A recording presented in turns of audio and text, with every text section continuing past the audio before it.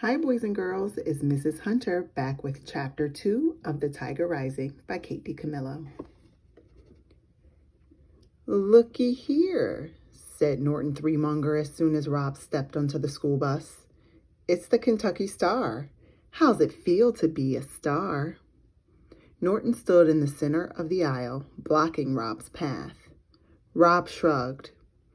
Oh, he don't know, Norton called to his brother. Hey, Billy, he don't know what it's like to be a star. Rob slipped past Norton. He walked all the way to the back of the bus and sat down in the last seat. Hey, said Billy Threemonger, you know what? This ain't Kentucky. This is Florida. He followed Rob and sat down right next to him. I'm going to stop right there for a minute. I remember asking in the last chapter, is Lister in Kentucky? So now I have the answer to that question. They said this ain't Kentucky, this is Florida. So now that kind of makes me wonder why the hotel is named the Kentucky Star since they're in Florida. So I'm going to put that question right there. He pushed his face so close that Rob could smell his breath. It was bad breath. It smelled metallic and rotten. You ain't a Kentucky Star, Billy said, his eyes glowing under the brim of his John Deere cap.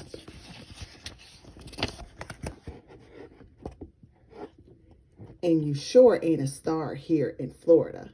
You ain't a star nowhere. Okay, said Rob. Billy shoved him hard, and then Norton came swaggering back and leaned over Billy and grabbed hold of Rob's hair with one hand and with the other hand ground his knuckles into Rob's scalp. Rob sat there and took it. If he fought back, it lasted longer. If he didn't fight back, sometimes they got bored and left him alone.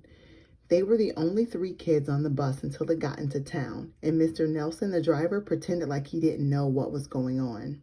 He drove staring straight ahead, whistling songs that didn't have any melody. Rob was on his own, and he knew it. He's got the creeping crud all over him, said Billy. He pointed at Rob's legs. Look, he said to Norton. Ain't it gross? Uh-huh, said Norton. He was concentrating on grinding his knuckles into Rob's head. It hurt, but Rob didn't cry. He never cried. He was a pro at not crying. He was the best not crier in the world. It drove Norton and Billy Threemonger wild. And today, Rob had the extra power of the tiger. All he had to do was think about it, and he knew there was no way he would cry. Not ever. They were still out in the country, only halfway into town, when the bus lurched to a stop. This was such a surprising development to have the bus stop halfway through its route, that Norton stopped grinding his knuckles into Rob's scalp, and Billy stopped punching Rob in the arm. Hey, Mr. Nelson, Norton shouted. What you doing? This ain't a stop, Mr. Nelson, Billy called out helpfully. But Mr. Nelson ignored them. He kept whistling his non-song as he swung open the bus door. And while Norton and Billy and Rob watched, open-mouthed and silent, a girl with yellow hair and a pink lacy dress walked up the steps and onto the bus. Okay, so I'm inferring that she must be a new student, this girl that got on the bus, obviously, because Mr. Nelson had never made this stop before. Now, I'm wondering, will Billy and Norton bully her too?